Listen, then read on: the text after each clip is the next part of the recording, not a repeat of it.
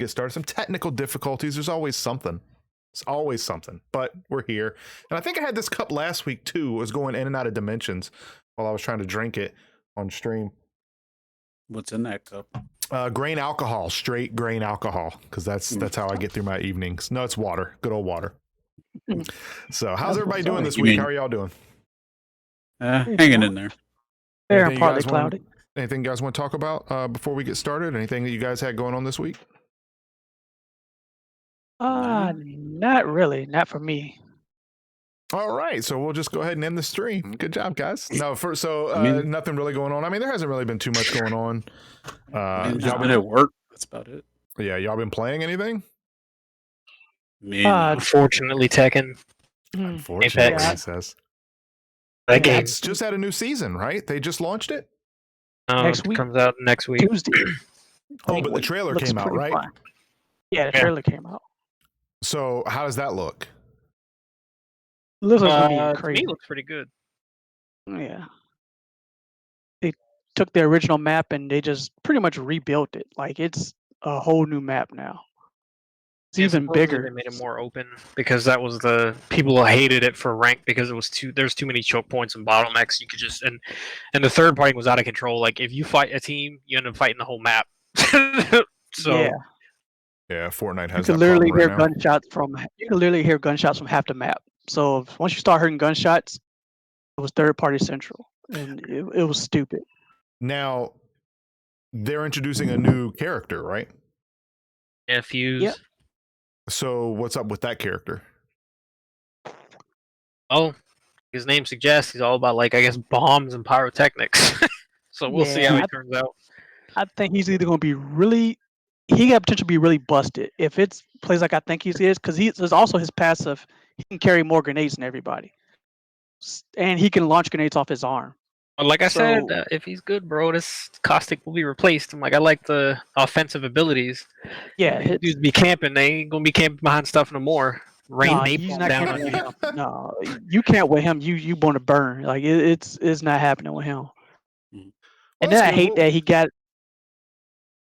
Oh no, I was about to say he's another character who has my girl Bangalore's ult, but better. So it's like, thanks. That's cool. But at least you got a new. I'm looking forward to it. The thing is I've always said I like Apex. It's just not. Apex doesn't like me. So I mean, if I played it enough, I could probably get good at it. But I don't know. It's just not. I'm gonna have to. I'm my trump card, Cyber. He's got a clothesline. I know. I That's saw that's that. the best finisher in the game, man. That finisher is sick.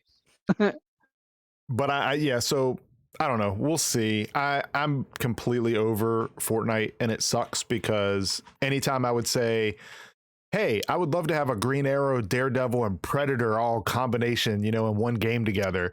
But literally, they're just running around with all the same weaponry. It's just cosmetic, and at the end of the day, the season is not holding up for me. So I'm going to finish the battle pass, and I am dreading every time I log in just to finish the battle pass. I don't even know why, just to say because I can get my money's worth. But I'm really. How much longer we got left? I believe it ends March 5th. I believe it's in March, so we have a few weeks left. I mean, I'll get there. I will get there. It's just I'm literally halfway. I just hit level 50 in my battle pass. Yeah, it is a struggle. It's bother with it. Level Yeah. 22, I think, but that's only because I was trying to get Predator stuff. I don't play the game. First so up it is doesn't actually matter to me. yeah. It's niche. It is. Now it's definitely more niche. Before it was just a big popular game. Now it's definitely more niche. So okay, so funny, that's though. what everybody's been up to. I know John said he's been working. I also have been back at work, and one of the things they did at my job was I'm honestly not sure what this was for. I don't know if it was a late Christmas present or if it was just something they were just giving out to the techs. But they gave us all Bluetooth speakers. Like What? I don't know. What? I don't know why, but I'm not complaining. It's a Bluetooth speaker. The sound is actually decent coming out of it. It reminds me a lot of have you seen those little bitty booper thingies, the like keychains you can put on that are Bluetooth speakers? Have anybody seen those? They're like it's almost like it's whatever culture is popular. Like you can get a Fortnite llama, you can get a boogie bomb, or you can get something related to another. Anyway, it's a Bluetooth speaker, and the sound from this is very similar, but it's got decent range. And I mean, from something for free, I'm not complaining. I don't know that I have a use for it, but it's there. It's a nice little gift, I guess.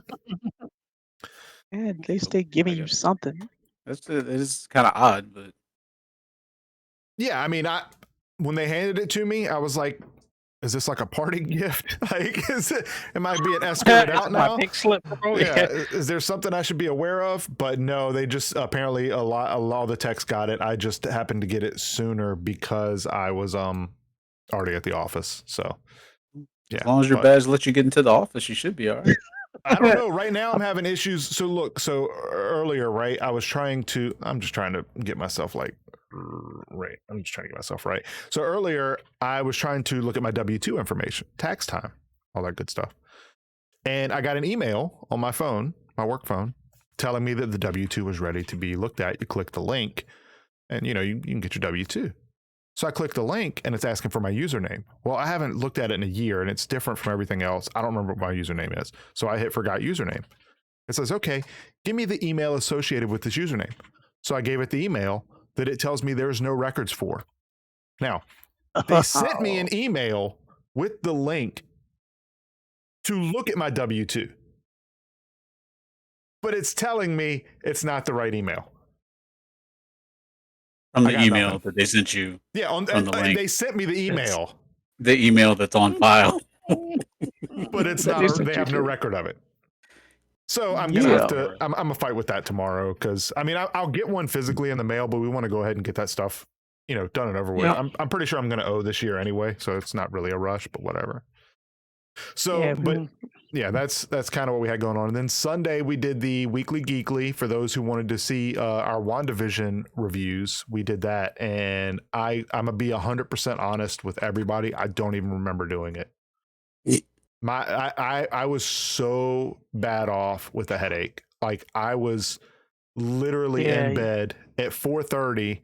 I got up and I was like, I got to do this Weekly Geekly. I'm like, I got to do it. Right. I sat down and Eric and Omega saw me in the pre-stream where we're talking about what we're going to do on the stream. And they're like, are you sure you want to do this? I'm like, no, look, for an hour, I got this, right?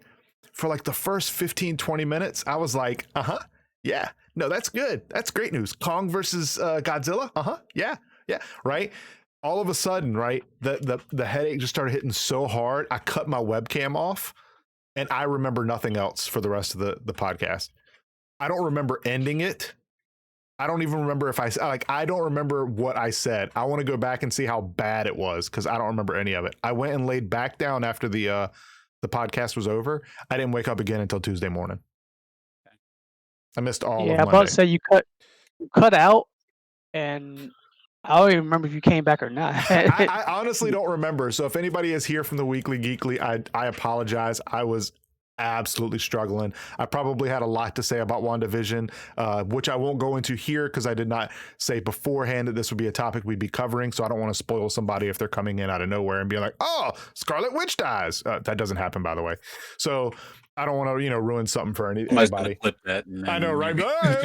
But yeah, so there was a lot more to it than that. But we did see the Kong versus Godzilla trailer. Did you guys see that?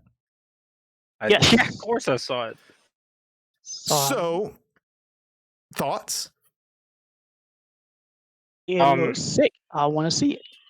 Yeah, but I know the synopsis and the backbone of the story because I guess they leaked it a few months ago, and I was like, it's probably BS. And then I saw the trailer. I'm like, all right, I know what happens. So here's my fear, right? I don't think I saw, because this is I know it's the Godzilla. It's not a sequel, but it is in the same universe that Godzilla and Mothra one that just took place, right? Because it has what's her name from Stranger Things in it. So it has to be the same Godzilla, correct? Yeah, it's all in that same universe, So the current universe. that movie wasn't great. Right. I know that Marvin is definitely the Godzilla head here, and he will tell you infinitely more about this series than I could ever even begin to imagine. But me watching it, oh, Speaking of dope, you all right? Are you there? What happened? No clue. Oh, you like popped out for a second. Anyhow, You So- stop talking. no, I've been talking. You left. It showed you pop out and come back. I'm still here. I don't know. Everybody else saw it. Talking bad Yeah, about his I movie. thought- That's why. yeah. So Being censored.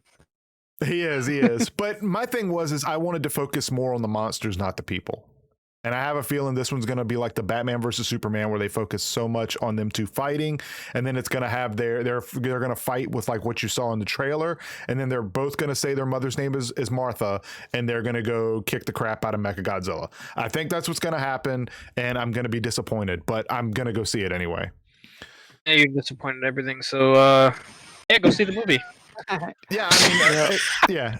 So Godspeed said people were asking what happened to me and the Weekly Geekly. Yeah, that was my bad. If I'm ever in that scenario again, I will not be on the podcast. I should have never been on it. I know my presence there probably brought the energy down, and so I won't do that to you guys again. I just hope that doesn't happen again. All right, so the first topic tonight that I want to talk about is the sources that Capcom has overhauled its plans for the RE4 remake. Have you guys read this? No. So they're just looking at it now, actually. yeah, Capcom's in development Resident Evil 4 remake has seen a major change of leadership due to disagreements over its direction, according to people with knowledge of the project. It is saying that it was first reported at VGC last year. The RE4 remake has been in development since 2018. The studio former Platinum Games head Tetsuya Minami, I'm butchering that name, by the way. Little has been shared publicly about it, but people with knowledge of the company said it was partly funded by Capcom and comprised of some former Platinum Games employees, including developers from Metal Gear Rising and Bayonetta 2 teams. I mean, I don't know what the sources are that they have from this. Other websites are reporting this as well. This is from Video Games Chronicle. I don't know if they're reputable or not, but I've seen other people covering this today, and I'm not sure if it's accurate or not. It says it's believed that the disagreements that led to 2M's reduced role involved in the studio's desire to stick faithfully to the template of the original, partly influenced by backlash to Resident Evil 3's remakes. Because it wasn't a remake. Yeah, Not really. It's just gonna be like Resident Evil 4, like updated. Reimagine.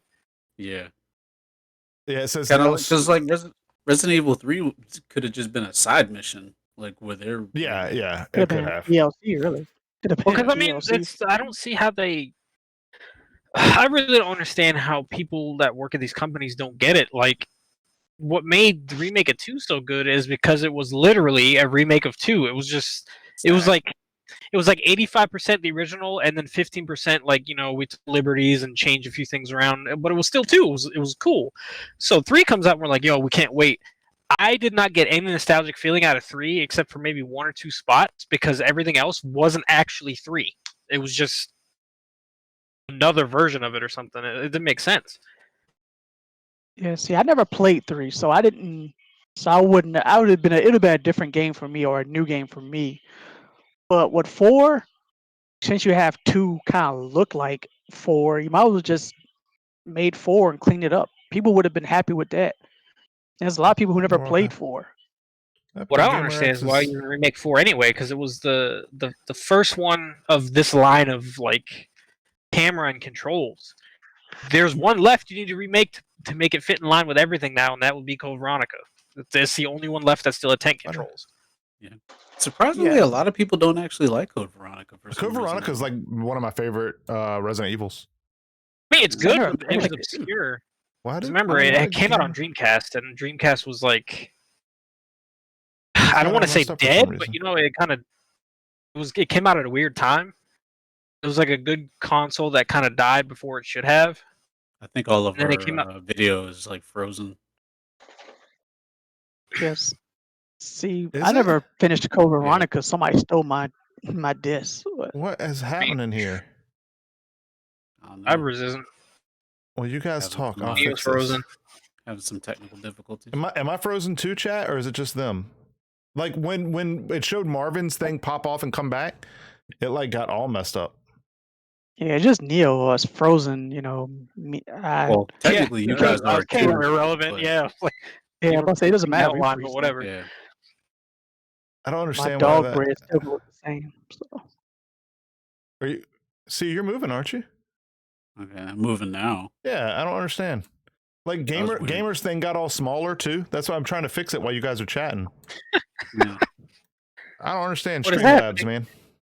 my dog trying to walk Yeah, off, man. man. That's why I use. That's why I use He grew exploit. some yeast legs saying. and Yeah, walked. like I said, I'm switching to but I mean, OBS like I here said, shortly. For I this, just- I actually, just for this stuff, I may do StreamYard, which is what Eric does for the Weekly Geekly, and that's literally dumb easy. So I think that I may switch to that. All you have to do is literally create an account free, and then I just put you in the broadcast studio, and then it's literally there. There you go. So now it's Good to showing know. them moving on my screen. Are they moving for you guys? Moving for me. But I enjoyed Code Veronica. My favorite Code Veronica was the one that not the one that was on Dreamcast was, but it didn't have all the cool scenes with Wesker. Which one had all the cool scenes with Wesker? It was the Code remake. Veronica X. Yeah, Code Veronica Yeah, X. Yeah. Code Veronica X. Code Yes, Veronica I never X. played It X. wasn't a remake. They just added the stuff they cut out back in because you had Yeah. more disc space on PS2. Yeah, it was like a director's cut kind of type thing. Yeah. Basically. But I mean, like I said, like I don't remake that one. Like that one, it still has the whole zombies and stuff, and with the graphics and like the the texture stuff the way they have them now, they could make that game look real good considering all the environment. And it has my see, two favorite characters in it, so I absolutely Yeah, see, I would loved love to Code play that. Veronica. I really did. That was one of the few Resident Evils I played through multiple times. So bring it back.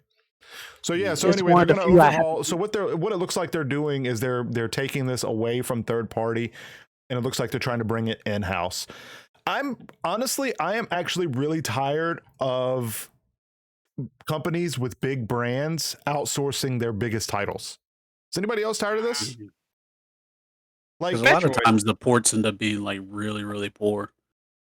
yeah, and not only that, but it doesn't have the same love. Like, so if Capcom made Resident Evil and it gave us the love that it gave us, and then another company made another game that was kind of like that, but it didn't give us the same feel, why would we want another company making the game that Capcom made? And Nintendo did this with Metroid. They tried to outsource it, and they had to bring it in house, and we've heard nothing since. Final Fantasy It was did, like it that did too, almost wasn't it? happen for Final Fantasy Remake Omega. You're 100% correct, and I Yeah. said that was a terrible idea then too. And True. think about that. Yeah, They're but I thought that the game was franchise that in-house, though, literally wasn't it? made that company. Essentially, any game that's put out by Square Enix now is living off of the fact that they're so big on Final Fantasy, right? And they're going to outsource their biggest title, like arguably ever. Like, I get cutting cost, guys, but how has that worked out? Name one game that's worked out for. Metroid Actually, tried. Well, worked here's out another big big one. example of a failure. I'm sure me and Gamer talked about this a while ago. You remember Aliens Colonial Marines? Yeah, it was awful. When we first saw that, it was Yeah, yeah. like, yo, this is so sweet. It's gonna be cool when it comes out. And it came out and I played it, and I was like, I didn't mind because I was just like, hey, I like this game. And then like over time, I'm seeing all the stuff that it was supposed to be because I forgot, and I was like, yeah, this looks nothing like what they showed us at. I think it was E3. Mhm. Yep. A mess. Yep. Yeah. And the thing was too, like, could you imagine, right? Take Killer Instinct, right? And it's like the arcades, and then they outsource the console version to like Mhm. Konami. And it's like now it's a side scroller. Like, I mean, that's kind of like what happens, right? Yeah. That's crazy. Pokemon, did they outsource Pokemon? Did Nintendo outsource that?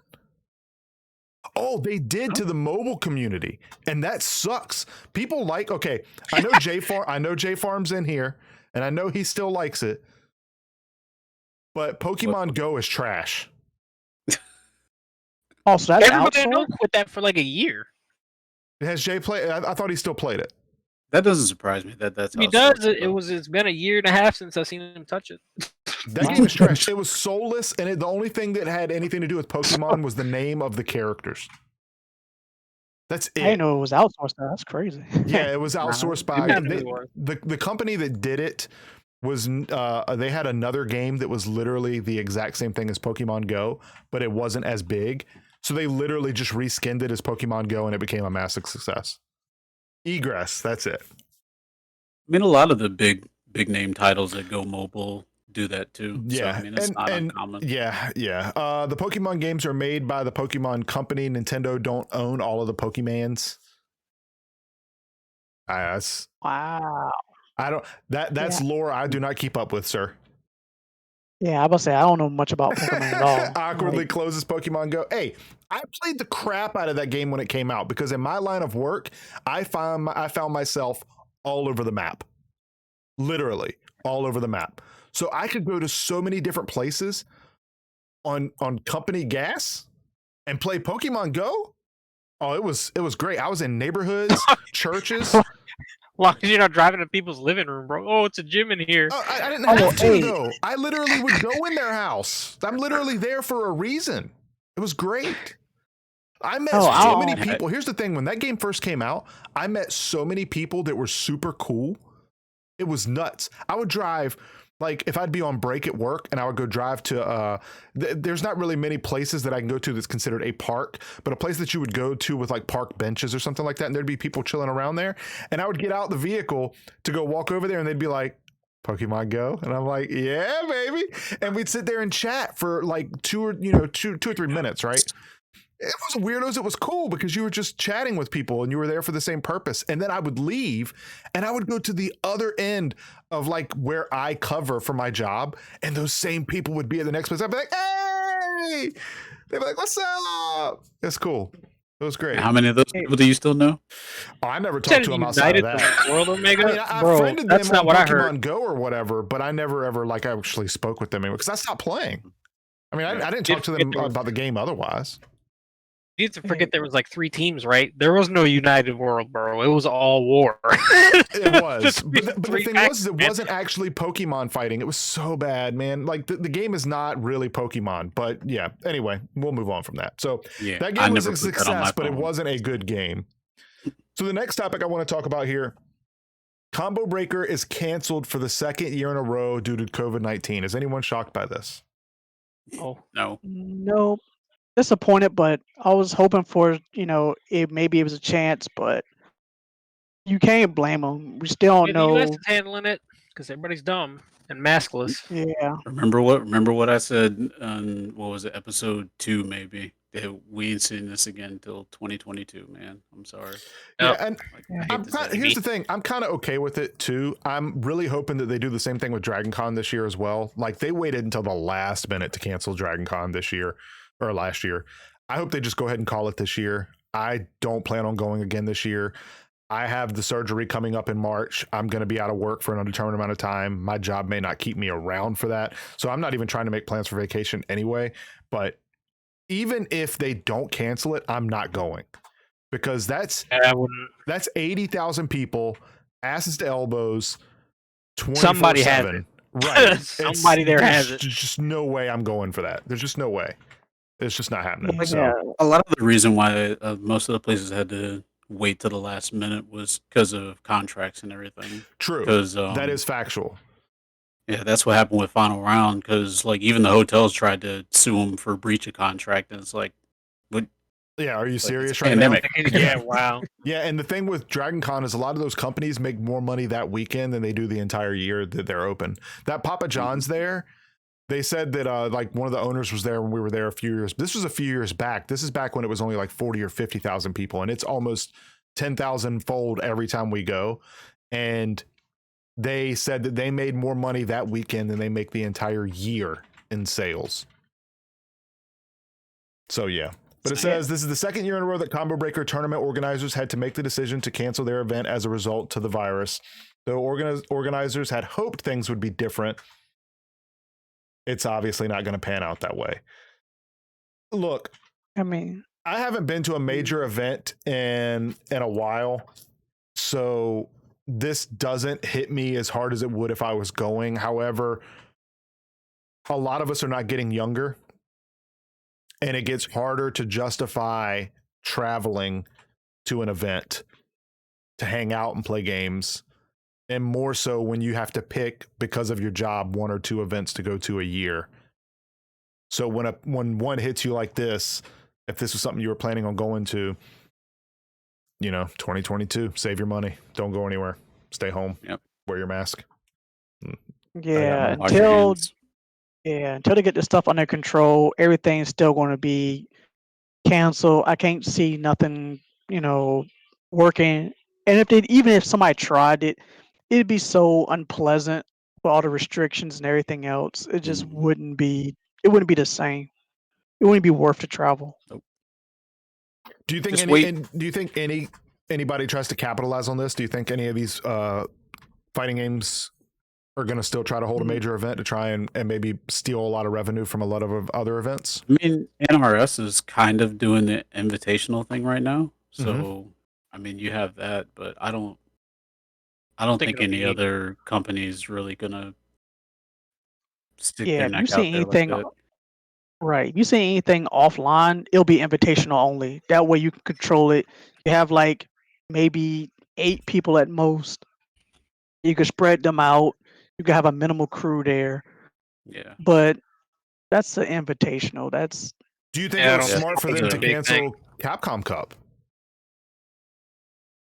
Because that was invitational only, and that's been canceled because of international travel problems.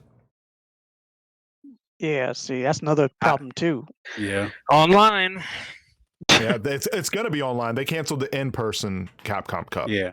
so it's going to be online. But SF5's netcode is Booty butt Horrible. cheeks. not very good. Not very good. I'll Not play very them. good. I ain't paying money to play no online tournament. I'll tell you that much. I think what will end up happening here, and I think me and John talked about this offline a while back, is that I feel like you can't have a legitimate winner online, right? That you just can't, right? From anything from cheating to was it actually that person playing, which is still cheating, to online tactics. Online stability, Right. things like that. However, connection. what you can do is, instead of giving that person a fake title, so to speak, instead of saying this is 2020 Capcom champion, right? Or 2021, whatever it would be when they get to it, then give them a free entry fee or free paid ticket to that tournament when it's back to being in person. Mhm. Now you get to prove that you're still that good and you don't hold a fake title. Because if That any wasn't title a you fluke. get right now, everyone is going to poo-poo. Doesn't matter. yeah. I know you'll have a legitimate title in your reigns, but no one is going to respect it.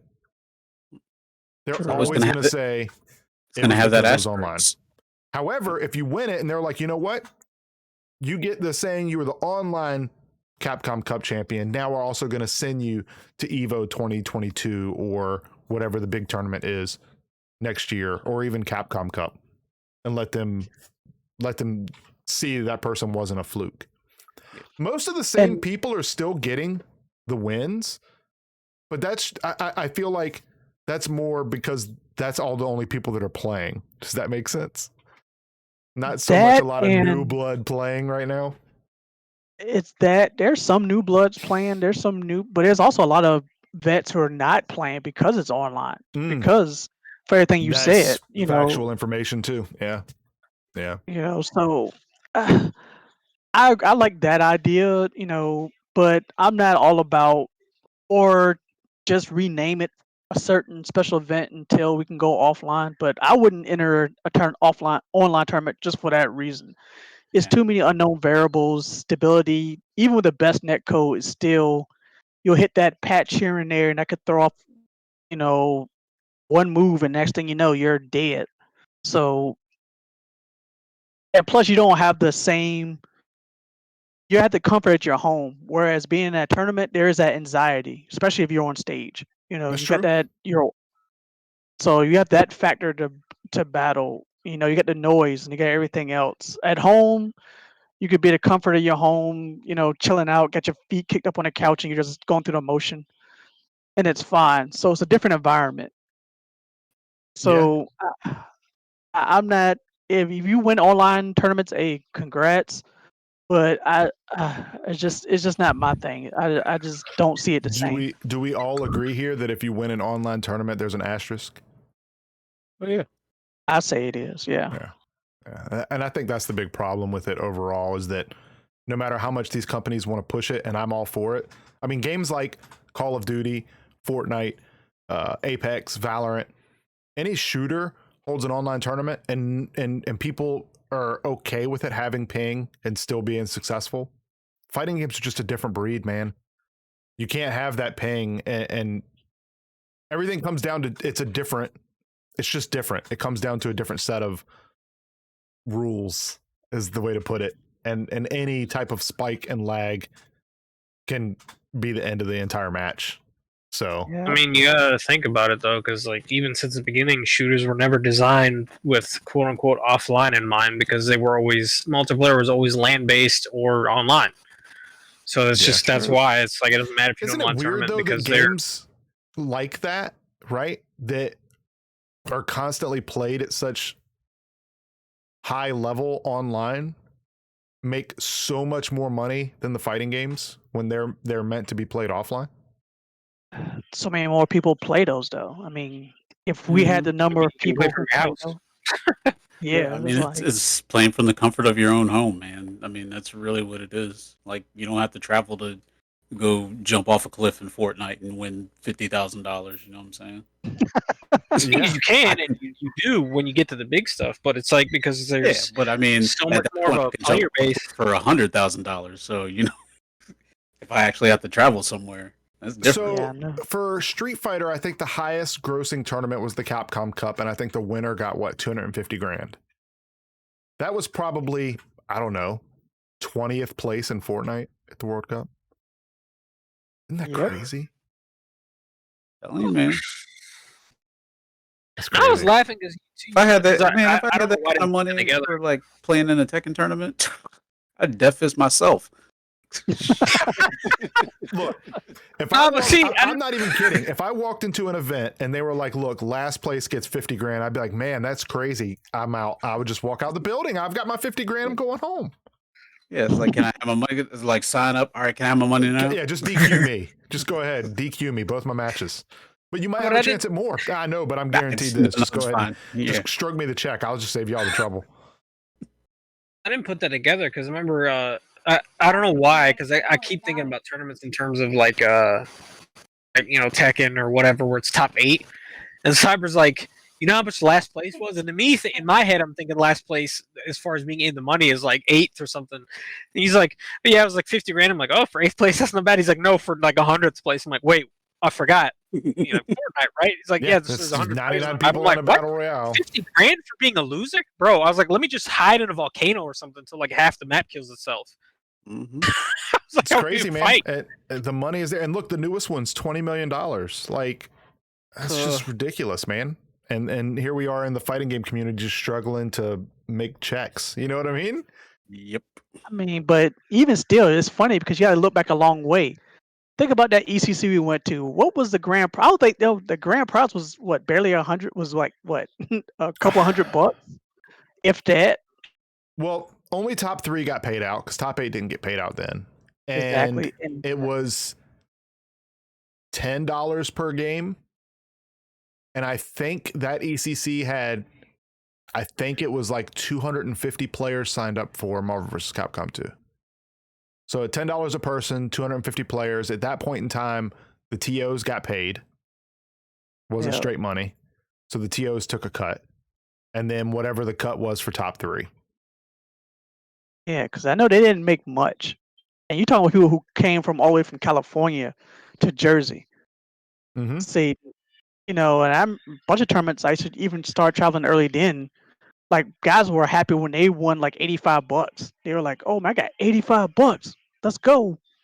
Now tournaments, these guys are winning like, dude, I would win a thousands of tournament. dollars. I would win a tournament, and I would take out everyone that went with me to the tournament. We'd all go out to eat. That would literally be all the money gone. I know. You know? See, We'd go Be get the Pizza salty, Hut it'd be or the IHOP. saltiest dinner ever, though.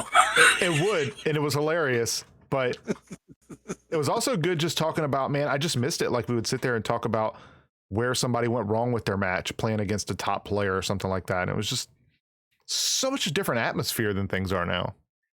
yeah, and that's I what I miss like. those days. Yeah, and that's also different between us and the other esports. That stuff is pretty much also invitational. Like there is no unknown's going to win that thing. Like except for Fortnite. Fortnite is different. You can have like anybody could come up, but most of the stuff, especially team-based games, is millions of dollars, but with teams that are already sponsored and well known. You're not gonna see like five guys in like random T-shirts. They're not coming in and winning Yeah, money. Nah, Like, nah, like they're you not ain't gonna getting see us just hop on a team and like, About that, you know, somebody in Apex do that though.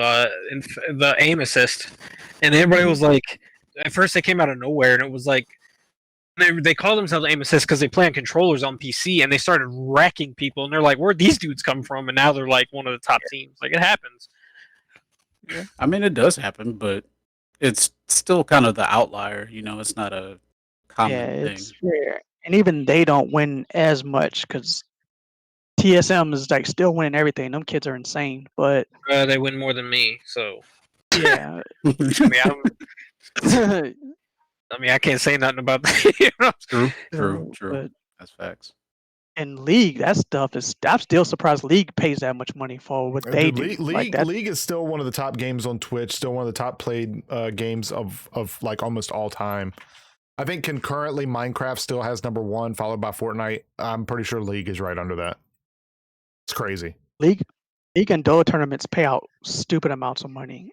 Like It's because of all the sponsorships that their players have. You know, like mostly with like sports drinks and like equipment Yeah. and stuff like Yeah. that, like gear, keyboards, mice, things of that nature. So, and I mean, it's yeah, easier to market those things in that space than it is in fighting games, because the other part is that fighting games kind of cater more to the 18 to 35 demographic, which they're not as easy to sell like stuff like that, you know, like you know, you see guys maybe like buy a joystick or something like that, but you ain't gonna see them like dropping like serious money on a brand new, like a whole new rig just to play a game that they feel like they have a good chance at winning, which is because we're that's broke. why.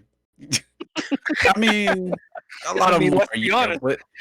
but I mean, a lot of them. It's not even really so much that they're broke. It's just that they make bad financial decisions, like, that's true. you know, using their life savings to go to Combo Breaker or something like that. When it's like To get that oh, to get that money that's not there.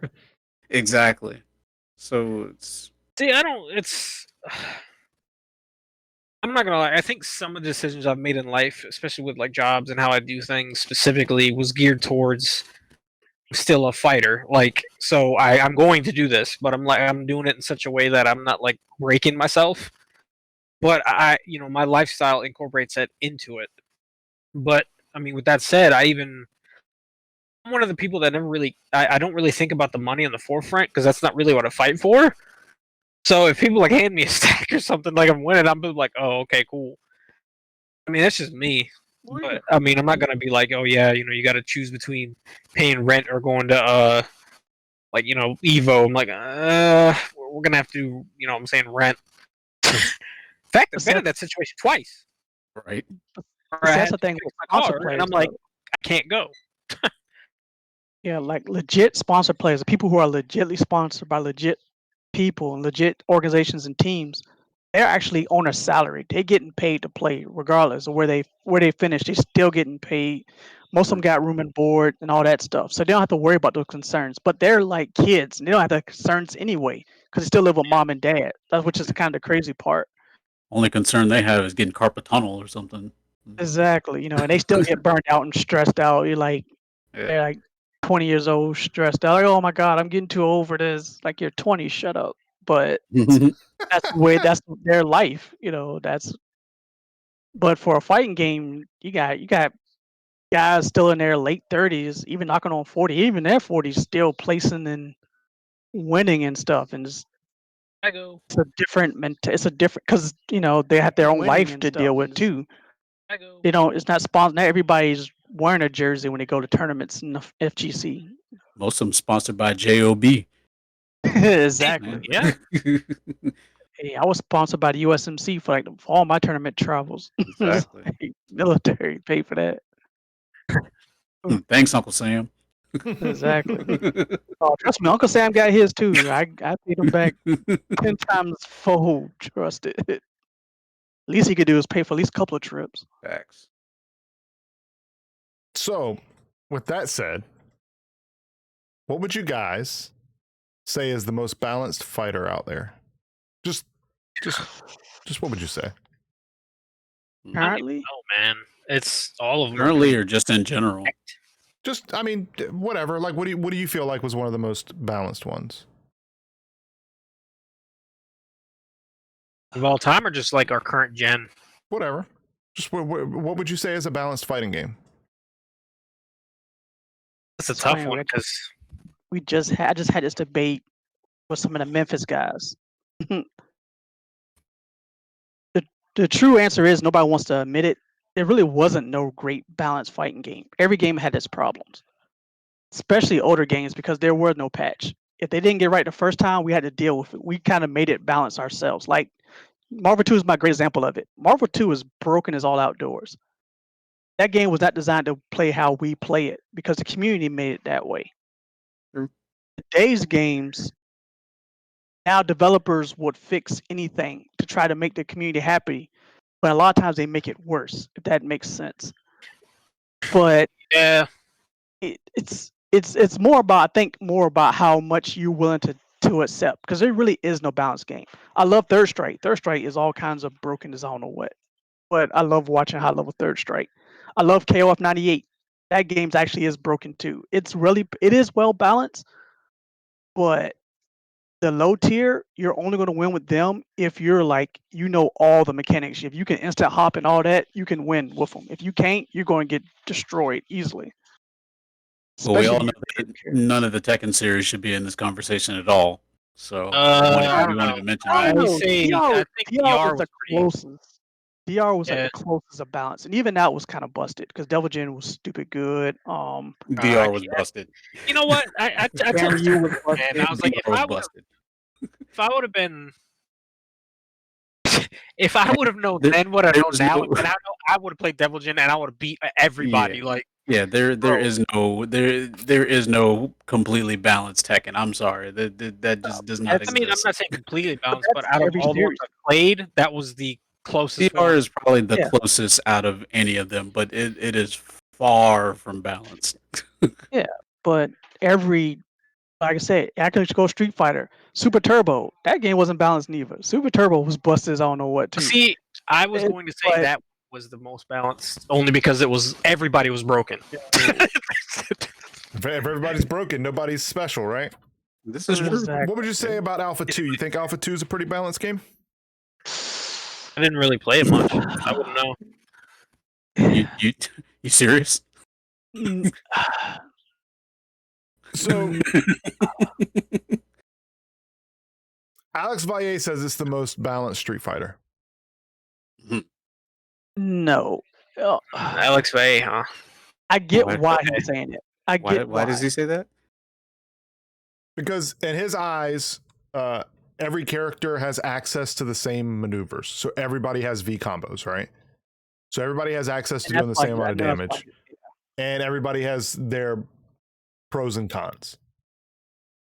Clearly, I guess he doesn't like our A3 because in his mind, you have to use Vism to be competitive. He's not Not 100% wrong about but- that. I mean, Not 100% Vism wrong. is better, Vism is but wrong, you but don't still- need it. Yeah, you don't. That need it. depends There's on no- where you're playing, though, because if they allow CC infinites, True. you can only do Yeah. that in Vism. So Yeah. it just matters. The reason why I bring this up, AZ Saber, Scott Bender, another veteran of competitor fighters. He's been around for a long time, guys. He looked into Valet's theory that the loser of the first round in Alpha 2 gets a slight damage buff, or the loser of the first round gets a slight damage buff in round 2. I can confirm, Saber says. The loser gets 1 point of damage buff per hit.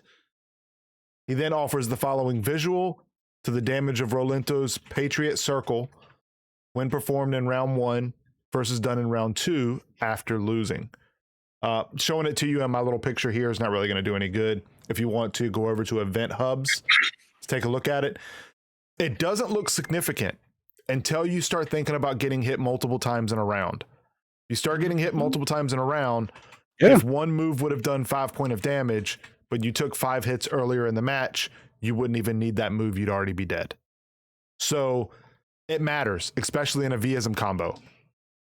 If you land that combo or the alpha combo or whatever it's called in Alpha 2, I don't remember. Custom combo. It's custom combo. Yeah. If that's the case, you're getting shown the door. Yeah, exactly. According to Valet himself, he chimed in with his 2 cents. He was convinced of the damage buff already, but wasn't aware of the particular formula. We all had our ideas back in the day. No one confirmed this.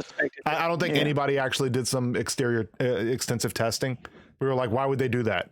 That's like when you're winning in a racing game and the game gives you that speed boost to catch up. Right. Yeah. Like initial D, like Michelle, you could turn boost on. Yeah. Exactly. You're gonna catch up. So Saber goes on to clarify when this works when getting into later rounds. It only appears to apply when the player is behind in rounds, usually in a 2 to 3 set. It's only going to happen in the second round. So always in the second round, the loser has an advantage. Always. So it makes, Street like Fighter with Alpha 2 is somebody long revered as one of the franchise's great competitive titles. Even when Alpha 3 was released, it was seemed to be inferior by a percentage of the community. I'm one of the people that thinks Alpha 3 is better. We'll leave the question to answer yourself. Do you think it would be a good mechanic to help losing players in more of a Street Fighter fight? No. No. So that's essentially what I want to leave to you guys now. What do you guys think about that? Do you think them finding that mechanic now changes anything? Like, I understand that it's late in the game and people that play Alpha 2 have just long since probably mentally accepted it. But do you think this is a mechanic that should be introduced in fighters now? hell no. No. It's already No. in fighters now. I mean, Technically. granted, yeah, but no. You put in rage mode, you're doing like a quarter more than you should be and stuff. Like I think it's a bad idea. It is like it.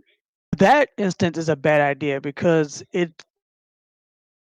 If people knew about that mechanic back then, if you knew you were better than your opponent, you probably would drop around on purpose just to smash them the next round and kill that There's a momentum. lot that comes in play with this, right? So if you mentally knew this, and this is an important question to ask, because if you mentally knew that this was a thing, right?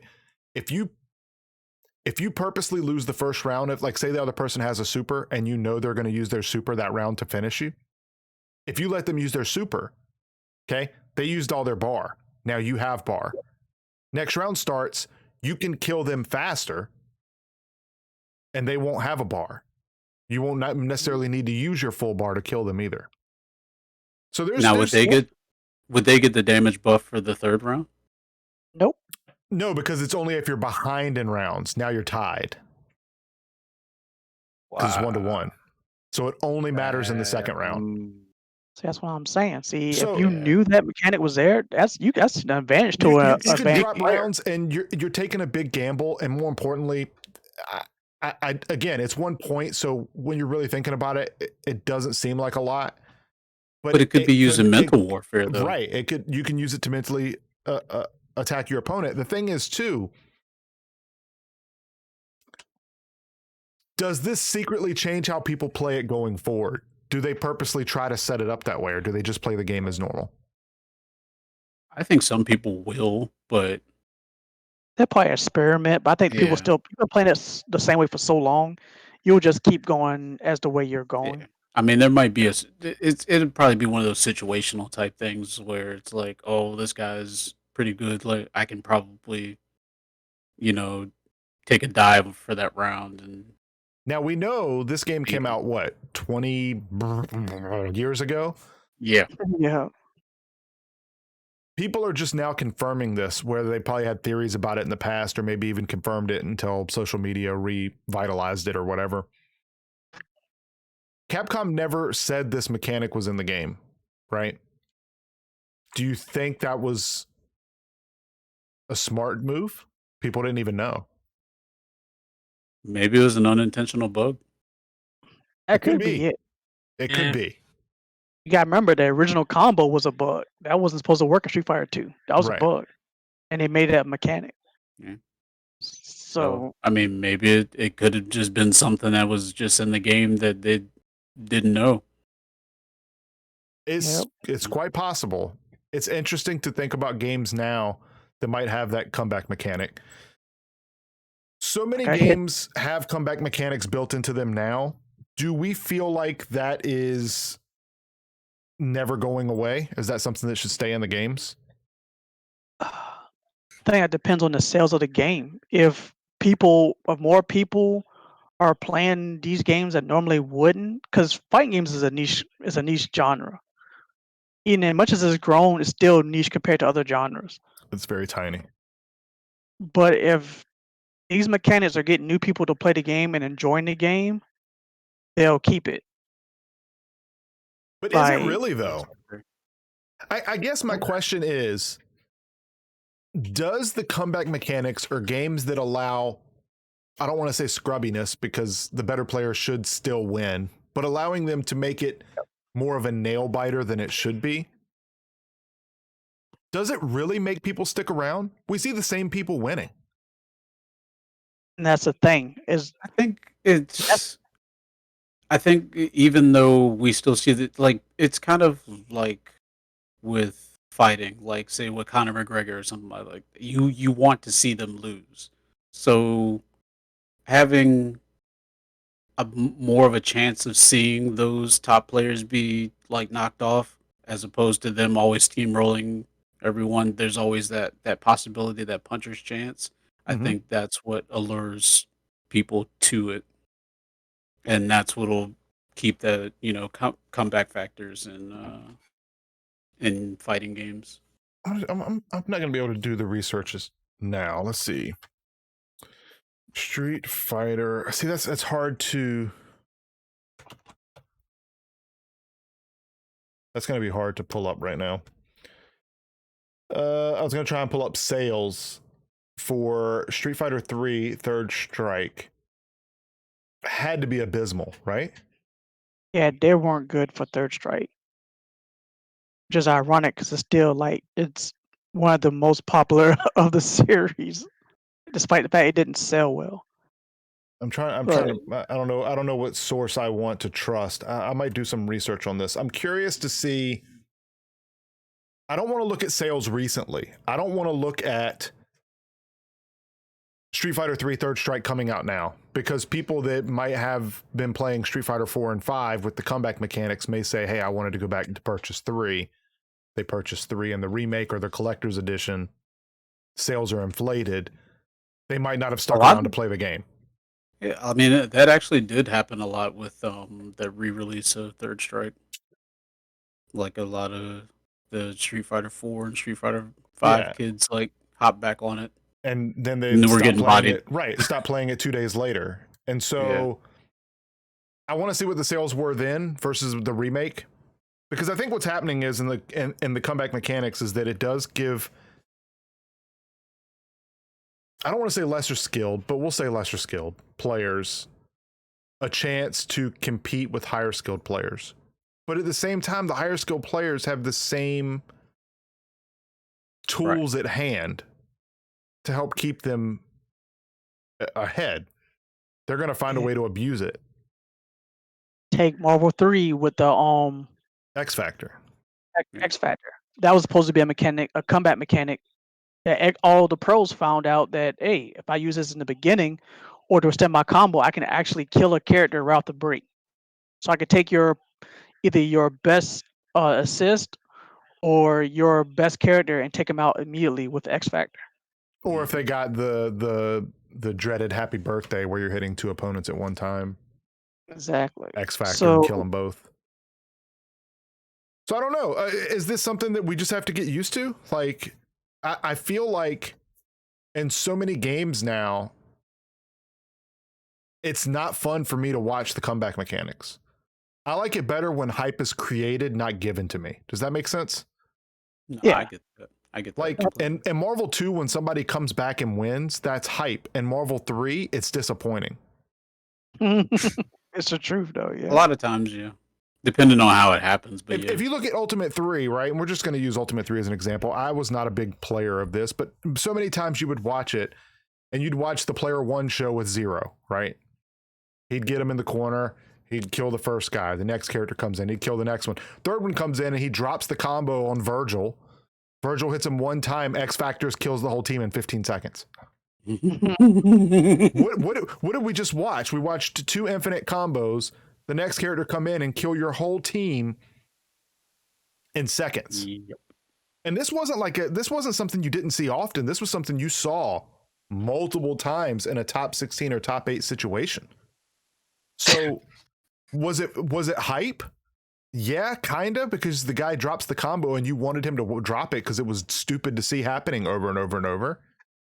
But then the team dies instantly, and it's just kind of like, where does that leave me?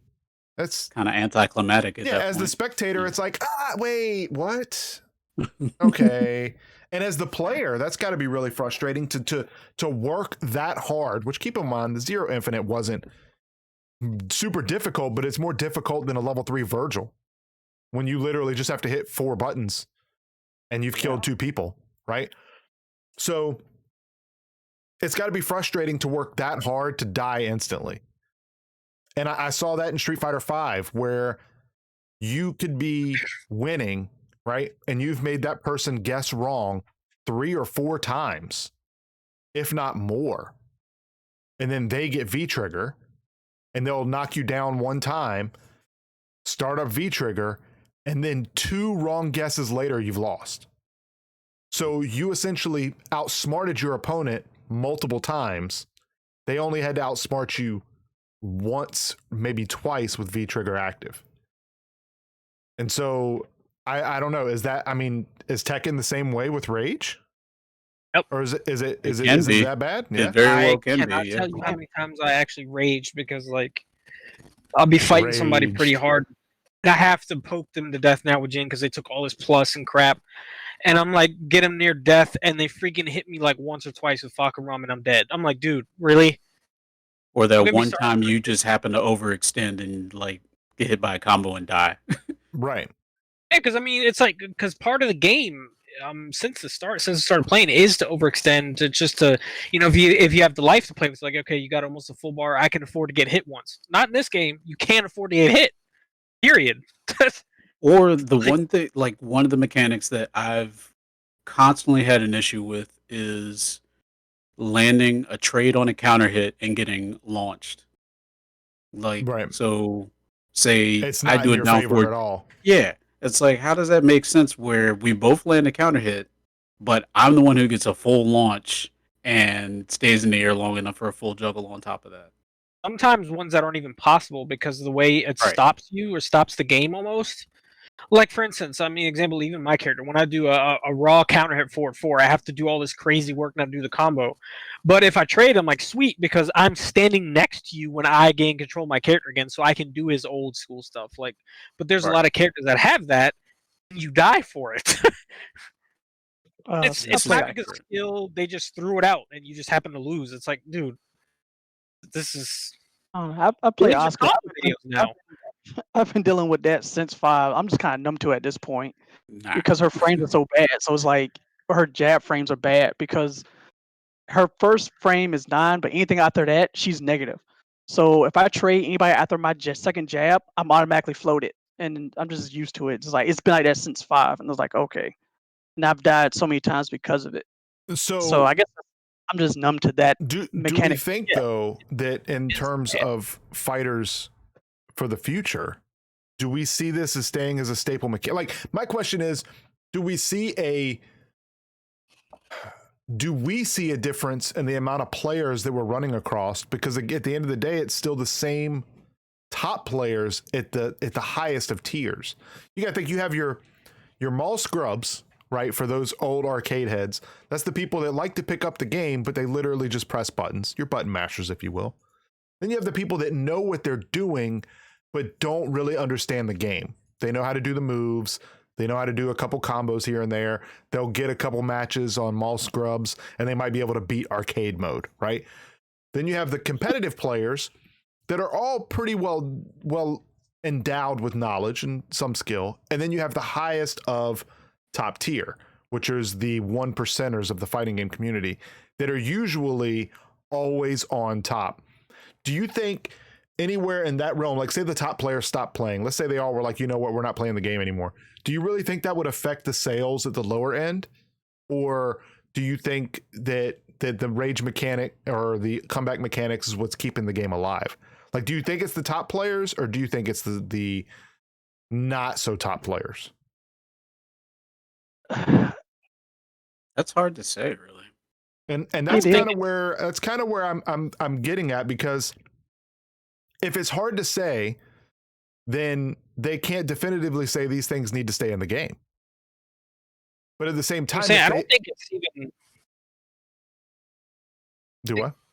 I just don't think it's even that either. Like I don't think a person's gonna walk into a store and be like, "Oh, look, I'm gonna get Tekken 7 because they have comeback mechanics." They don't even know what's in the game. They get it because, like, I mean, advertisements and stuff, flashy and cool. Yeah, That's it. I think that That's true. I honestly, Yeah. when you really think about it, and it's kind of like what I was saying with like League and games like that. It's like they look at the players, so it's easier to market to, you know, certain demos and certain people. Like that's why we were always pushing for like fighting games to be mainstream, be on TV and stuff like that. And then once Street Fighter 4, or was it Street Fighter 4 or Street Fighter 5 that was on Five. ESPN 5? Yeah, was on ESPN for Evo, Mhm. and then like, you know, they had a huge sales spike for that. So I think it's just more exposure to the game as opposed to like certain mechanics, because like you said, it's like half the time they don't even know what's in the game until they actually start playing it, so they don't even know what rage is or anything like that. They've never seen it, but they've seen, you know, Anakin and Shadow play in tournaments and stuff on Twitch, or Right. seen Poke Chop like rocking back and forth, or, you know, something like that. So that makes them want to play the game more so than the actual mechanics of the game. Yeah. So then who's it in there for? Here's a thing this is something that somebody else brought up when we had the same kind of debate. One of the, like we just said, one of the most popular games out there right now is League and Dota. But I Right. understand those games are hard as I don't know what, but they have a stupid big fan base. Yeah. So what's the appeal of those games if people keep coming back, but everybody admits those games are hard as I don't know what? So why are those games so popular? But a fighting game is considered too hard, quote unquote. And if you make it easier, Here- it gains a little. I, You I can know- I can infinitely tell you why League and Dota are considered easier to play. You point and click. Yeah, true. You You're point not and on click. your own. That's a Like great point. you literally just point and click. Like I can tell It's you now, execution. Yeah. right? Like again, we talked about your mall scrubs, your mid tier, your high tier, right? Dota and League are going to have those same things. The difference is anyone can pick up that game, they can point with their mouse where they want to go, and they can play. That's it. If you're playing Street Fighter, if you can't execute, you can't play. And in League, you don't You have can, to play but against the top tiers. You you can, have- but you watching. Yeah, I mean, you have to execute in a fighting game. You have to be able to throw fireballs. You have to be able to do combos. And in a lot of ways, a lot of these games now have even made the combos harder. You know, the combos back in Street Fighter Alpha days were super easy compared to what they are now.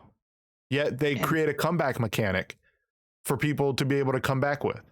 It doesn't make sense. I don't And know, then- but that's Well, then also other like fighting games, like long combos, you get less damage out of, like Yeah. Street Fighter V, for instance. Like and Killer the Instinct as longer well. the combo. But in general, I think that the League and Dota and those, they're easy to pick up. It's kind of like chess and checkers, you know, it's like one's easy to pick up, one's hard to master. And with League, I think League is free, isn't it? I think League's Yeah. free, but you I have to thought it- pay for the characters. Yeah. Yeah, you pay for the characters. I know that at the highest level, those things are super advanced on what you can and can't do, but I can tell you now that my kid could pick up League and point and click and get, you know, looks like she's doing something versus a Street Fighter where you button mash and get steamrolled. So that in itself is easily more marketable. I don't know how you can make fighting games more marketable. I think Also, Without making it like 2 buttons. I mean, dive I think kick. the other thing, yeah. the other factor that you overlook too is that in stuff like League and all that, you are not by yourself. true. That's also The focus is not the focus and head-to-head hardcore directly. pressure is on you. You're with your team. Like you have people that cover your weaknesses. That you have people together that you're having fun with. And if you lose, you guys lose. You don't feel as like it. The impact isn't as large as like, oh, I lost. It's more we lost. Like that's cool. Right. As Yeah. opposed to one-on-one, it's like you take the direct blame, and that's psychologically humans don't like that. So It's I mean, hard that's for a lot another of factor. people. Yeah. Yeah, I would agree with that too. It's I don't know where fighting games go from here. People are wanting Tekken 8 and Street Fighter 6 and I'm like, "Really? Like you think it's going to be better?" It's just our only hope is for the game to have changed enough to where it won't be the same nonsense we're dealing with now. Because I think we, as fighting game players, accept that there's going to be some like goofy nonsense in the games that we play, but it's like we don't want to deal with this particular version of it. Yeah, I Like, just you don't know, like, like you know, accepting I can't remember. I honestly can't remember a game that I just fully embraced how bad it was versus how much I loved it other than Marvel 2. Or since that- Marvel 2. agree. Like, I can't remember the last Tekken I played that I really liked other than Tekken Tag 1. And that was a busted game. That game is Yes. Yes, it is.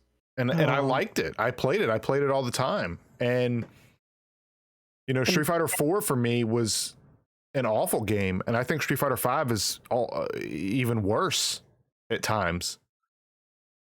So I don't know.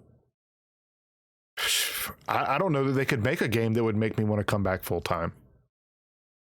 And like this is something I always say when we have these arguments. I have it with other discords. You're going to like the game that you can whoever it depends on how fun you have with that game. That's going to dictate your BS level.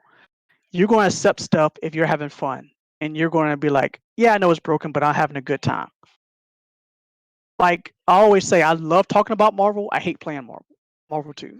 Like I love strategizing it. I hate playing it because I know how broken it is and how difficult doing a lot of the high level stuff is. But strategy wise and things like that, I like it. Mhm. Same with kind of like DR, KOF 98 and 2002. Those games are actually broken too, but so much fun. Third Strike, I love it to death. I suck at Third Strike, but I would play it for hours on end because I love how fun the game is, and I will accept that BS. Now, a game like Marvel 3 or Infinite, you know, I can't accept that because I don't like the games anyway. So that level of brokenness is going to make it even worse. My tolerance is going to be less. So I think it all depends on how much you're going to tolerate, how much you like the game itself as a whole. This is what you're going to tolerate. Like right now, Guilty Gear XR is like the big thing because they added rollback netcode. It made a comeback. people who never played it back in the day. Like I dabbled in it. I know the community. I dabbled in it. That's the league of fighting games. That game is hard. Like you want a hard fighting game, you don't get no hard in Guilty Gear. Them games are stupid hard That's true. for the mechanics in it. Now this new Guilty Gear they got coming out, Strive, is supposed to be way easier. I want to see how that's receptive. This will probably answer your question, Cyber. If this game sells well, then maybe the ease of a game really does help. I think mean, I yeah. think you need to have a game that that it gets to the point where it's so hard it's easy, right? Marvel 2 got to a point where it was so simple, but all the execution was super hard. But literally anyone could pick up Marvel 2 and play it. True. Anyone could pick it up and play it. It wasn't a hard game to understand. Might have been a hard game to follow at the toppest of tiers. But if you just put your money in and played and picked your favorite characters, game was a blast. I can follow the game, but I can't play that game worth nothing. Yeah, but I mean, like in general, like a lot of the combos are literally, it's only like 3 buttons, right? And then you launch them, and then you just do another, My thing is series. like handling like tag-ins and assists and stuff. Yeah, I mean it's very fast paced. It is, Yeah. but for casually playing, if you Yeah. can keep up with the pace, it's pretty simple.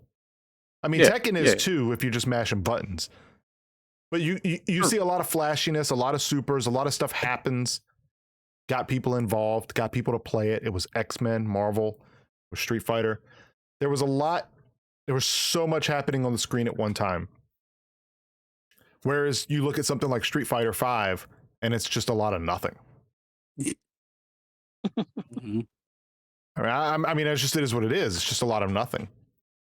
And I feel like if you look at Super Turbo, that game when I used to play that in the arcades, sure, you had massive crowds around it, but when you think about a massive crowd, you're thinking of, 20 people, 25 people. It's a big crowd around one machine. Whereas, you're seeing events nowadays that are holding thousands of people. So the genre is growing, but it's not, I just feel like the games aren't.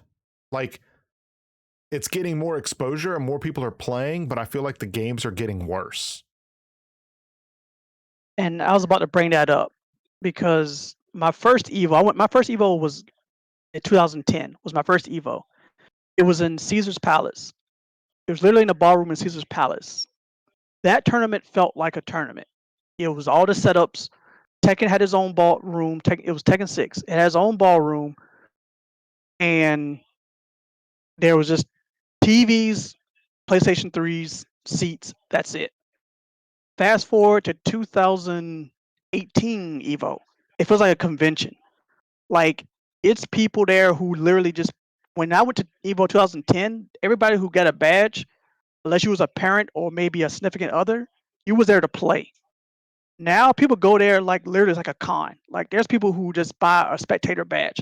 I would never in my wildest dream think about going to a tournament and be a spectator. But No that's kidding. but that's Right. that's today. That's now. So are games really getting better or worse? Because why are those events growing if the games aren't getting any better? Like what's bringing people to these events? Like it's That's what I'm saying. I think exposure. Mhm. Like, No, there was no I- real social media back in the old days. Nah. I think Marvel 2 Like- would be just as big now, if not bigger. Oh if, no, if social media was around. I Like, think if- that's what if- I think that's what it is.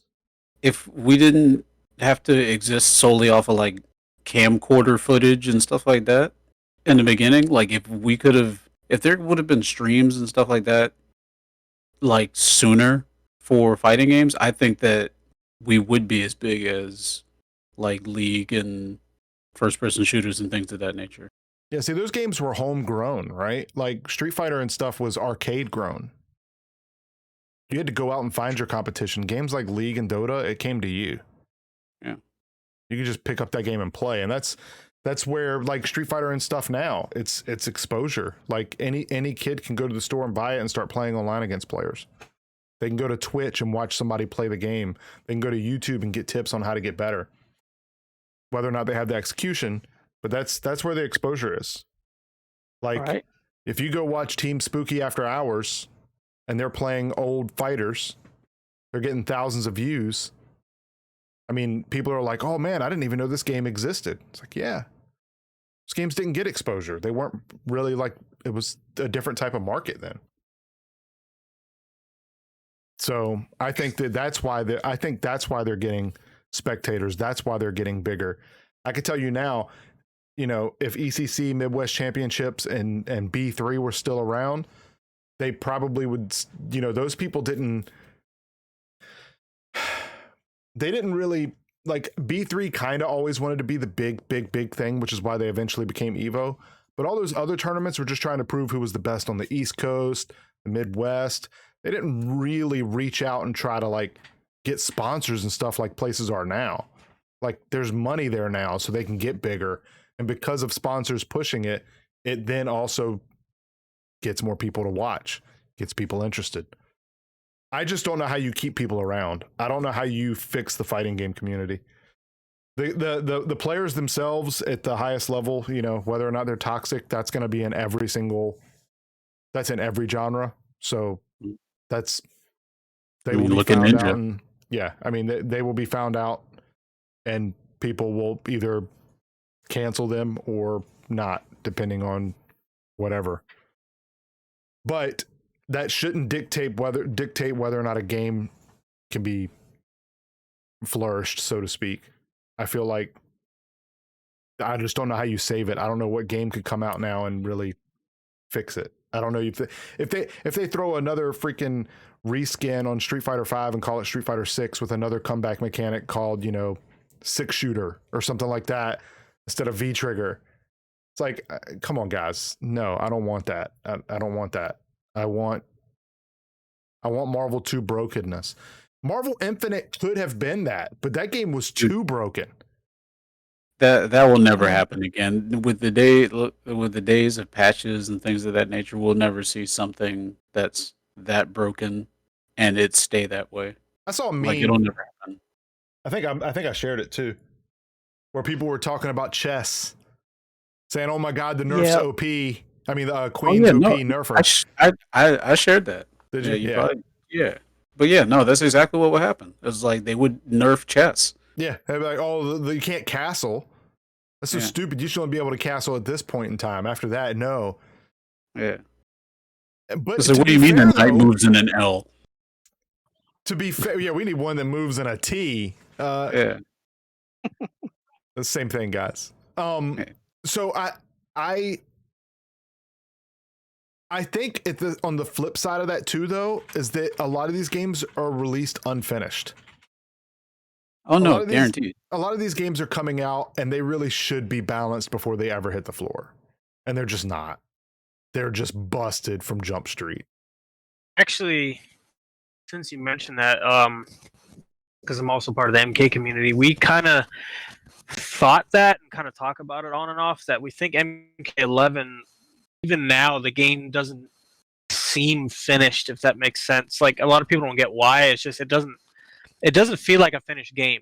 It's kind of like release it to release it, and then they just kind of dealt with the fallout afterwards. Yeah, and it's just that. I think a lot of things are just rushed these days, and I feel like the other factor that's a problem and why these fighting games are getting worse is nobody wants to take the risk of saying no, and they listen too much directly to community feedback, and they just like. Yep. I mean, look at the mess freaking Tekken turned into, and then what's it? Even MK11, like a lot of stuff, it's something. If somebody complains loud enough, they'll change it to whatever it is, and it just destroys a lot of the stuff, man. Like, yeah, they listen to the loudest people, which is usually the minority of the fighting game community. Yeah. It's. I look at it as Mortal Kombat 2 and 3, beloved franchises for me. I loved that game. I loved the story back then too. 3, I kind of was whatever. The story was a little out there, but really loved 2. Right, we already knew that. Big fan of 2, and I just feel like the ones now is more about like story driven stuff is really good. They do phenomenal with the story, phenomenal, right? Story is fantastic. But then it's like, oh, hey guys, we have Rambo. Oh, we have RoboCop. Oh, look, we got the Terminator. Yeah, you think that they didn't pay to have those characters put in the game? Right? It's not like Rambo came to them and was like, Sylvester Stallone's like, hey, let me lend you my voice and put Rambo in the game. No, they sought out for it. Whereas the money could have been put into... They paid that man. Right. The money could have been put into finishing the game, so to speak. You know what I mean? True. Right. So, like, think about all the collabs with games and like where they're going, where they're putting their money. Tekken 7, Negan. I would have never in my life said, "Hey, I want Negan in a Tekken." Do I like him in Tekken? Yeah, but I would have never said I wanted him in Tekken. Right? I didn't Somebody need him in Tekken. thought that as a joke, and then a year later it happened. We're like, okay. And then think about it too, though. It's like, fighting game characters, sure, but then it's like, hey, we're throwing Noctis in there. Well, that's freaking random, right? It's like that money went somewhere. Maybe it should have went more into the testing of the game. Yeah. But yeah, I mean, I get why they did it. It's to bring people over. But I don't know anybody that watched The Walking Dead that bought Tekken 7 because of Negan. I agree with that. Most of the people that already had the game were, fans of Walking Dead as it stands, not running out. Hey, Negan's in the game. Let me go buy this game specifically for Negan. Yeah. Right. That's what I mean. Like, I was hyped that they put like Geese and Akuma in Tekken 7, but I would have still purchased the game either way. Yep. So it's like, it's a really cool nod to us, but then it's like you put that money into it and it's like, okay, so when things start slowing down or there's not content updates, you start wondering why. It's like, well, they spent a big budget on adding these characters, spending time into putting these characters in the game, to outsourcing to these, you got to think they're pitching meetings. They had to sit down and talk with someone with The Walking Dead. We want to put Negan in this game. That's a lot of time and money invested. I mean, I know that's the marketing team, not the developers, but it's still money. It's still a budget. It's all factored in. now here's the crazy part. As we say all this, guess what happened in Tekken 8 and they don't put a guest character in? People will be crying about. Yeah, there's no way. There's no way to. Once you start that road, Yeah. you that's it. You're on that path now. So now you have to go. That's what sucks. Now you have to go above and beyond. Look at Mortal Kombat. They have insane crossovers, and now people are more worried about their crossovers than they are bringing characters back. True. Yep. Like, that's crazy to me. Like, I would have loved to have seen the alien fighting RoboCop, but now they're on two different Mortal Kombats. True. True. You're not going to get, you know what I mean? Those licensing deals aren't for multiple games. So it's like, I don't know. It's so weird. What do you think, Marvin? I don't know. It's. I think it gets a little bit of attention to games themselves, but I mean, sometimes I think they stretch just to kind of put something in to say they put it in. Especially MK. I mean, it's cool to have guest characters and stuff, but they have like to the point where half the roster's guest characters, man. That's what I'm saying. Like, I'm thinking in my head, I'm like, you might as well just literally get the licensing for everything and put it and make it its own fighting game that's an MK style. Like Mugen, just call it Mugen and call it a day. There you go. You can put anybody in it. Like, you know what I'm saying? Like, that's basically what the games are turning into. That's where they're at with it. And I don't know if that's bringing. I don't know if that's bringing people in. You can't. The thing is you can't say it is bringing people in because they don't even tell you those characters are in the game until they announce the new season pass. And usually when they announce the new season pass, they're like the third or fourth character in. So it's like, I don't know, man. Well, here's the thing, Sue. Like, for me, I think one of the only times I can think of that something like that happened to me that pulled me into something was in complete reverse, though. Like, they had the opposite effect. Like in Soul Calibur 4 when they're like, oh yeah, we got Yoda and Vader are gonna be in it as guest characters. I'm like, oh okay, that's kind of neat. Like whatever. Like, because I wasn't really into Star Wars hardcore back then. I'd seen them, I knew what they were, but I was like, okay, yeah. But like when they're like, oh yeah, Darth Vader's new apprentice is going to be in the game too, and I was like, all right, still didn't care. And then I saw gameplay footage of him, and I was like, the thing that intrigued me is the fact that he was holding his lightsaber in reverse grip. I'm like, Mhm. I've never seen that before. That got me into Star Wars, but not necessarily into Soul Calibur. It did the opposite. But was already see, into that, Soul but that, Calibur, that is what those. So that is what the hope is for those people putting those characters in fighting games. I don't think Right. people are buying the games for them. It's their chance at having their franchises expanded upon. Think about it. Rambo's in Mortal Kombat. Nobody's buying Mortal Kombat for Rambo, and nobody's going out to buy Rambo toys right now. That's literally just a nostalgia trip, right? For Yep. people that even know who that is. But in your case with Star Wars, that makes total sense. And that's what they're hoping for. So it's win-win in terms of Soul Calibur, but I don't know that anybody like I don't think that it was a console seller, so to speak, or, No. or a Soul Calibur seller. But I can already tell you what the marketing team was thinking when they do stuff like this.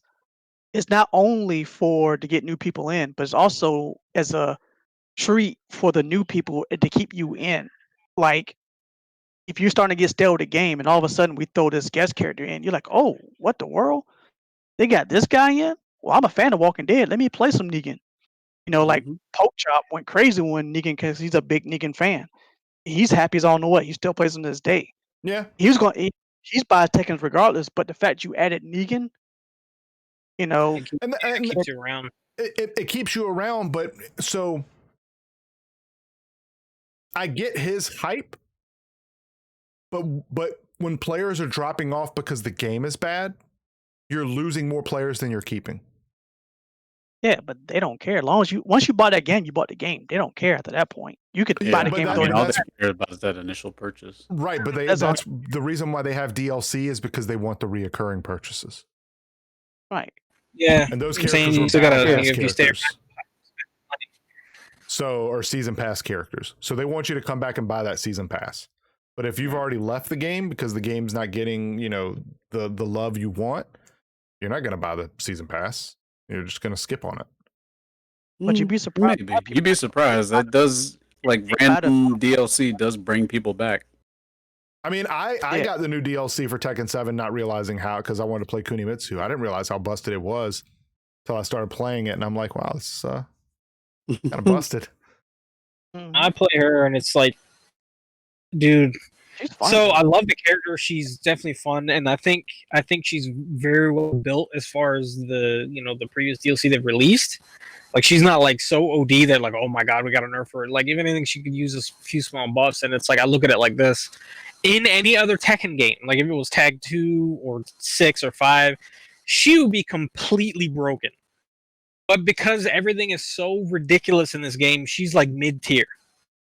And I was like, even though I'm using her or whatever, it's like it's still frustrating because the game itself and the other characters that are above her are so far above her and get so much reward for the simple brainless things they do that the game's not fun. Yeah, I can see that, I guess. Like, why should I thank or poke or set you up for damage? She has to set her damage up, so it's like, why should I do all this crazy thinking when this dude's over here just gonna hit me with one like counter hit roundhouse and I'm dead? Like, oh, and let's not forget it tracks, it covers all your bases for you. So I'm over here doing like nuclear physics to win, and you're over here like, oh, I'm in second grade math. Look, mommy, I just 2 + 2 is 4, and I won. Like that's what it feels like. So where some of the player base is happy with their character because they're playing one of those, the other people are like, I don't feel like playing this because I don't want to use those characters, but I have nothing else left. So then they leave. Yeah, Mhm. I understand that. Yeah. Yep. And that's why I I get say it that. goes back to how much BS you want to take. Because there's people who play low tier characters and still play the mess out of Tekken. And same with Street Fighter. There's people who love Fong. He's like one of the worst characters in Street Fighter, but people still play that character to death. They just love the game that much. So it all depends on how much you willing to forgive to play, or how much of a fan are you of that game. I think it goes for any game also. I mean, we can complain about any game out there, Fortnite, Apex, anything that you play regularly. I hear Valorant people already. The game ain't been out I don't think it's been out a full year. I hear Valorant people complain about stuff. Yeah, I've heard nothing good about Valorant. You want me to keep it real? Yeah, same here. So, but people still put stupid hours into it. So I guess it all depends on the people themselves. How much are we gonna, as a community, and you as an individual, how much do you really want to tolerate what the game has to offer? You Yeah. know, and that's really gonna come down to how long you'll stick with a game. Yeah, I guess that's true. Because I like to get back in this. We talk all the time. You start talking about playing SF5. I would love to play it. Like I guess because I don't play it as much. I don't hate it as much as a lot of people do. I get why people are mad at it and don't like it. I think if I played it more, maybe I probably feel the same way. But for me, I still actually have fun with it. And I suck at it. I'm like, I'm terrible. Played all of it and actually got pretty good at it, but we're like, oh, 4 is so much better. I like 4. I'm like, 4 was god awful to me, man. It was like I couldn't the stand amount of difficulty that they put on doing combos, it just didn't make sense to me. Like, I'm like a casual dude is supposed to play this game. You know what I'm saying? Like, they're not doing anything like anything of value. Like when you're fighting an opponent, they even partly knows what they're doing. Like 1 frame links, the fact you have to plink and all that stuff to do it. Like casual player's not going to do that. And they're complaining because 5 came out and they're like, "Oh, they made combos too easy." I'm like, "What are you talking about? Every other fighting game we play, it's like rocket science. It's never made sense to me." Yeah. Here's the funny So part. yeah, I don't know. I mean, people complain about 5. I'd have liked 5. I played for like the whole first season, half the second season, then I just kind of stopped and watched. Picked it up here and there sporadically, but that's it. Yeah, every once in a blue moon, I'll turn it on, but I wouldn't mind Like picking it up just to keep my wits about me until something else better comes out that I'd be interested in. I really want to get back into Marvel 2, but I need to download Fightcade 2 and all that before we can do that. I wouldn't mind doing that on here, just doing that. Marvel 4 that doesn't have any of these wild X factors and whatever that nonsense in Infinite was. That game lasted a week. It was good Like, until in the fact- first major. Well, yeah, the first major I think that I ever saw Infinite at was TFC. I think I watched half of one match and then nobody watched it.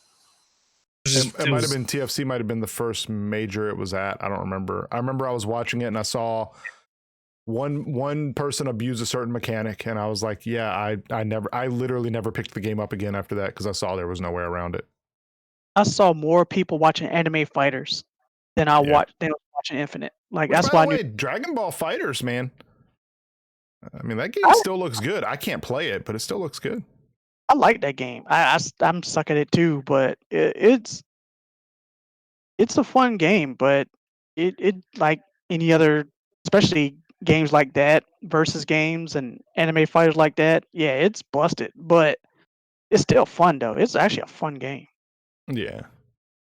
But all right, guys, we are at the 10:45 mark. Usually we only go between 9 and a little bit over 10, but since we started a little bit later, I figured I'd let it run a little bit. So, John, what do you have going on this week? You got anything going on? No, not really. I mean, I got an appointment at the DMV to go ahead and get the Cadillac registered and all that stuff. I'll probably Nice.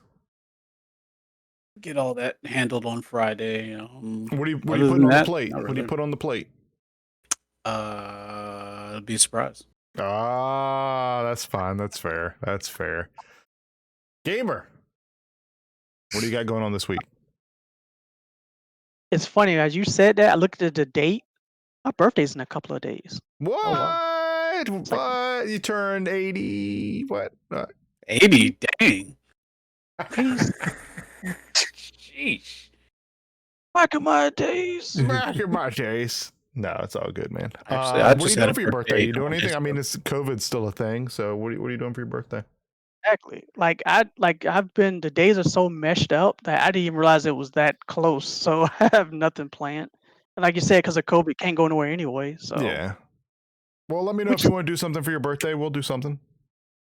cool, man. I'm, That'll I'm work. definitely down to chill with What you if happened, you to want to. what happened to my birthday? My birthday was like 3 days ago. You didn't even say nothing. See, that's what you got to be like on chat. They don't know. They don't know. They don't have a clue. They don't You were follow supposed you. to know. I said happy birthday to you on Facebook, sir. You didn't offer to do something for my birthday though. We didn't do, last week. I'm like, hey, what do we got going on this week? You weren't like, hey, my birthday's in a couple days. I'd have been like, man, you want to get up and do something? No, you ain't say nothing. You wanted to just be like, I ain't gonna say nothing. I don't want to plan nothing for my birthday. I'm just gonna Here stay we at home, and Yeah, I did just stay at home. So I'm pretty sure I stayed home for my birthday as well. I don't. What did I do for my birthday? I mean, it was last year, but I don't even remember what I did for my birthday. I think my birthday was on a Saturday too, which is crazy that I didn't do anything. Mine was yeah, day, mine like- was Saturday. So. I'm like COVID. Can we do? Yeah, I can't really do much. Very, very true. Very true. All right, Marvin, what do you got going on this week? Nothing that I want to do. Look, you guys need to start doing more stuff, right? Well, what are you doing, sir? Okay, you want to know what I'm doing? This Yeah, what are week- you doing? So tomorrow I'm not doing anything because I need to Yeah. hang out with the family. But Thursday we got the stream going. We're popping that off, right? I'm gonna watch some Walker Texas Ranger to see if that second episode's any good. Friday night I'm gonna be streaming. Saturday I'm gonna be streaming, and Sunday I got the Weekly Geekly. I'm holding it down on my end, fellas. Okay. Got Yeah, one yeah. division to watch. It's stuff that I'm not gonna like. Nobody else cares what I'm doing in my daily life. Like that stuff's the same. When you're talking about something doing something, I you're get talking about messages all the time. No, They're like, All I'm does doing is working Vegeta do overtime at work." anything? I think Vegeta just stays in his bed all week. I know. I don't think he does. I don't know. I asked him on the chat and he says he's not doing anything. You could be Something that like, they- I'm going to hit up the comic store, right? You're going to be like, I'm looking for the newest issue of Spider-Man Loves Spider-Woman. And somebody in the chat's going to be like, yo, I think that's cool too. And you could be like, no, word. And then we can start up a conversation about how Batman and Superman were cool with Robin. But when Robin got killed by Joker, you know what I'm saying? It just changes the whole dynamic. You have say no so. idea what people would be interested in. But I had to get on a quick side note. I didn't even know there was another Texas Ranger show until you had said something the other day to me about it. I'm I was telling like, you. I didn't know either. Thursday at 8, Walker Texas Ranger episode 2. If you missed the first episode, I'm sure there's the CW app. You can go watch it for free. Look at that. I'm Okay. playing why- it. they watch the shows the back, though. Like they keep bringing shows back, like, and it's not even, especially without Chuck in it. At least Chuck can be in some capacity.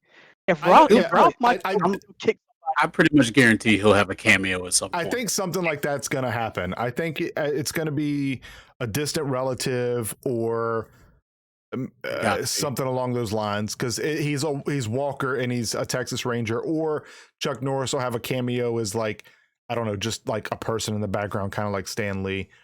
I don't know. It's Or been one Something in the episode and background, like it's CW, so I really don't know. They're sometimes they do crazy stuff. I mean, they tied in the Batman 1980 film into the CW shows now. It's all canon. So don't get me started on it. yeah, Yeah, all the Yeah, it's CW wild. shows.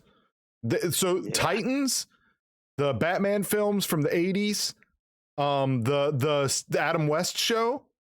they're all in the Flash. same universe. It's all Flash, canon. old Flash, Oh, Yeah, Flash, like the Justice League Flash mhm. from the movies was on the CW. It's all canon. It's all one big universe. Wow. All canon. Hmm. The Flash TV series from the 90s. Yeah, all of it. It's all canon. Yep. yeah, CW, other stuff. When they did That's all I'm- Crisis on Infinite Earths, that was all all Yeah. together. Oh, that's that. Never mind. 'Cause it's not part of the same. That's just multiple universes. I mean, that's a thing anywhere, really. If you think about it. Yeah, but they showed them as in like acknowledging them as being part of. Like, Yeah, that's yeah. the unspoken. I mean, that's how they establish everything. They I know can't they all remember. existed. The Anti-Monitor destroyed all their universes, so they don't exist anymore. Okay. Smallville was on it too. They even had Tom Welling on it. Yeah, that was like the crazy thing. See, I'm saying you can get Super those actors random. back, but you can't get Chuck Norris. Right. You Well, can't no, get a he might be on there though. Like I said, it's only been one episode. Yeah, that's what I'm saying. But He might show up. Tom Welling was on there, and he gave up his Superman powers. Yeah, But- so he can have some kids. Yep, they had kids and everything, and then his universe got destroyed. So, What? Yeah, that whole don't let me get started on and it. the Superman Returns Superman, who is played by the Atom on CW. Brandon Roth reprised his role as Kingdom Come Superman in Infinite Earths. It was Yep. crazy. I'll just say it was good initiative, bad judgment. I'll just leave it at that. Oh boy. But anyway, okay, so that's what I got going on. Follow me on my socials. Follow John over at his socials. Gamer doesn't have any. Nah. You I don't young think- whippersnappers. I don't Your think Facebook. Vegeta. You don't use Twitter or anything either, do you? Oh, I still got MySpace somewhere. Hold up. Hey, I deleted my MySpace 15, 16 years ago. Oh god, yeah, I did too. I had it for like a week and I got rid of it. took you like 5 You years can to get on Facebook. You can actually delete your MySpace. Good luck deleting a Facebook. Yeah, Right. right. I had the longest time getting a Facebook because I said I would never have one, and then I wanted to have a social media presence, and so I made one. I remember that. Yeah. I said I would never Kept have trying to one get you to- because, because I was like, there's no point. Everybody I talk to is who I talk to now. But then I wanted to grow Yeah. as an online personality, and I'm like, no, you can't do that without an online presence. So Yeah, if I did start like I mean I still think about getting all kinds of stuff, but I'm thinking like if I do something within, you know, like if I start streaming myself or start something within the creating content, then I'll start figuring out how I want to build it, what kind of Twitter I want and things like that. So don't be surprised one day if I just pop up and I have one. It's just, I won't be surprised. I will be surprised, but I won't be surprised. Look, I still don't really push as much as I should for my other socials like TikTok and Instagram. I don't do anything with them, but I should. I should do more with them. It's just You should. hard. It's very difficult. Like Take you it's 5 not, seconds. the thing is, it's not hard to be a content creator, but it's hard to stay a content Focused. creator. Yeah, like Yes. it's not hard to do, but it is hard to do. Like it's not harder than Yeah. climbing a 30-foot pole to run cable lines to someone's house like I do on a daily or did. But it's still Trust me, weird I- to pick up a camera and be like, hey, Yeah. No, hey. trust me, dude. Like when I do like stuff for T7 Chicken, it takes a lot. So I know Yeah, exactly see- what you mean. yeah, see, I didn't think that much neither about it till I started doing more research to it. Now I can see why these big guys, these content creators have like an actual staff and stuff. I used to laugh at it. But then once you see how much it goes into That's it, how they stay yeah, relevant, man. That's how It's they a stay lot. relevant. it's a lot. So I We'll get there, understand. boys. Even if we don't, we'll Mhm. still do that. We'll still be here on Tuesday nights at 9 p.m. ish, barring Yep. technical difficulties. But we'll be here next week. I'll think of a topic and we'll think of something to talk about next week. I'll throw it up on Twitter so you guys know in advance, and I'll let the boys know, obviously, in enough time for them to get their thoughts together. Is there any last thoughts you guys want to give to the Cyberverse before we roll out?